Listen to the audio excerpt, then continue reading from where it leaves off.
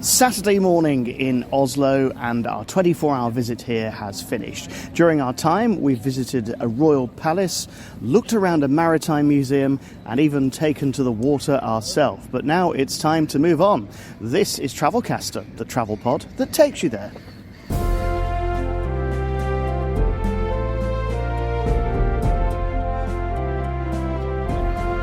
The Norwegian capital has provided a smorgasbord of delights, but today our attention focuses back towards Sweden.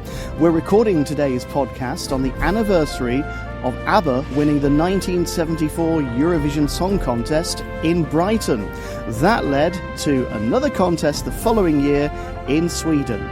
Not Stockholm, but Gothenburg, and that's where we're heading today.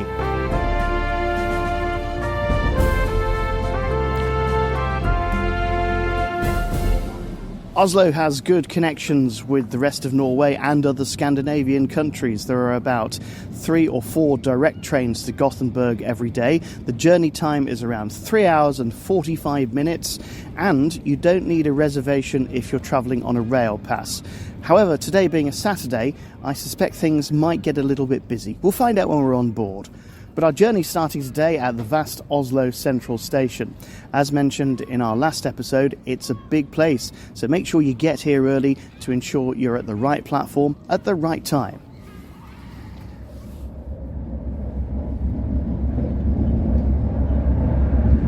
So here we are en route now to Gothenburg from Oslo, and as you come out of the Norwegian capital, you're soon into open countryside where the train climbs up through the mountains, and once again we've got a snowy scene before us. There have been lakes, there have been wide open spaces, farmland, little towns along the way, larger towns too. We've just crossed the Swedish border and we should be in Gothenburg in about an hour from now.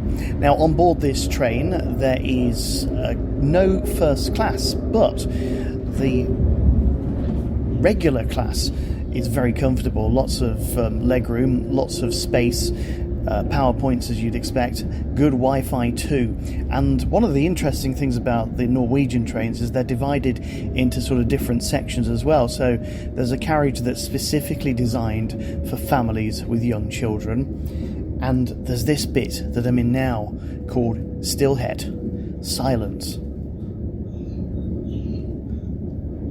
So I really shouldn't be talking to you at all, but I'm in a nice little private area where nobody else can hear me. Now, I normally like to book a hotel room that's close to the railway station, and here at the First Hotel G in Gothenburg, it doesn't get much closer because the rooms are actually right above the station concourse itself. You come up an elevator to check in, and then there's a huge atrium that goes all the way up to the top, so you can see the station down below you. And from my room on the 5th floor, there's a rather nice art exhibition as well.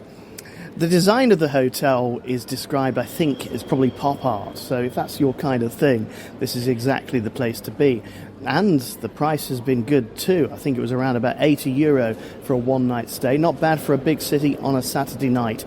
I paid an extra €10 to check in a little bit early. Now, I've only got an afternoon and an evening to explore what Gothenburg has to offer, so no time to hang about. After checking into that rather striking modern hotel, we've now come to one of the oldest districts of Gothenburg. It's called Haga. It's going to take you about 15 minutes to get here on a tram from the central station. And at the centrepiece is the Haga Kirken, the Haga Church, next to a rather noisy children's playground. But there's more to this district than meets the eye, as we're about to find out.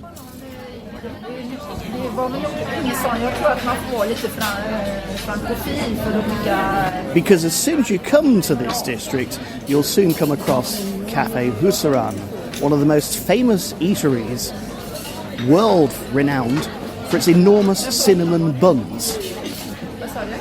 I know, that sounded like a rude joke, but on the inside the place is teeming with tourists and locals alike. This is the Swedish tradition of fika, which is basically translated to coffee and cake, but it's not just any cake. These enormous cinnamon buns are served up daily. They are famous. basically you're going to need at least 2 people to eat one. And they're delicious.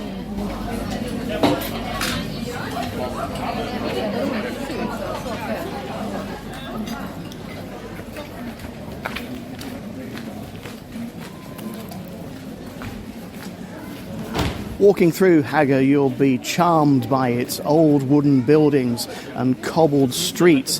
There's almost everything you could want here in terms of retail. Sweet shops, clothes shops, tourist shops, gift shops. The one thing you won't find, though, in Haga is a pub, at least in the traditional sense. There are 1 or 2 restaurants dotted about, of course, but no specific bars. I haven't done my research, but I suspect there's some ancient law preventing debauchery in this area. Plenty of time for that later, though. This is lovely.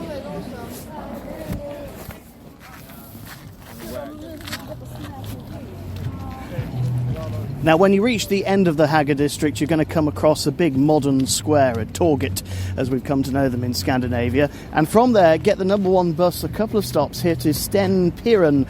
It's a ferry terminal, and it really gives you a view of Gothenburg's place as another maritime port. The river Gotha, I think it's pronounced, runs right through the city as an estuary, and there's a sort of tributary that goes around it. So quite often when you're on transport in Gothenburg, you're going to be crossing bridges over water. Now, I have to say, the port here is much more industrious. There are loads and loads of cargo ships, containers, cranes, that kind of thing. Not quite as pretty as Oslo, but it does demonstrate Gothenburg's maritime importance, nevertheless. And it's a good place to have a walk along the strand and shake off the cobwebs and all of the weight that you may have put on eating those cinnamon buns earlier.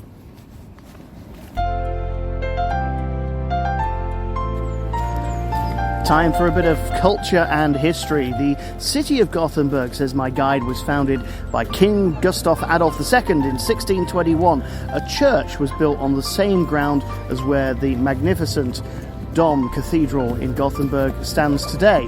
Although, as we're recording this, there's quite a lot of scaffolding around it for repairs. Can we go inside?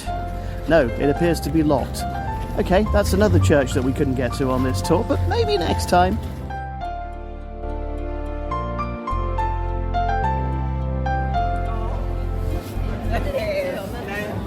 Sooner or later, your feet or a tram will take you here to Kungstorget, King's Square, right in the centre of Gothenburg. There is loads to do here in terms of sights, plenty of buildings and statues to look at. There's also loads to eat and drink, not least in the Saluhallen, a food hall which serves a whole variety of different foodstuffs. Fresh meats and cheeses are plenty, and also a couple of in-house restaurants and wine tasting places too.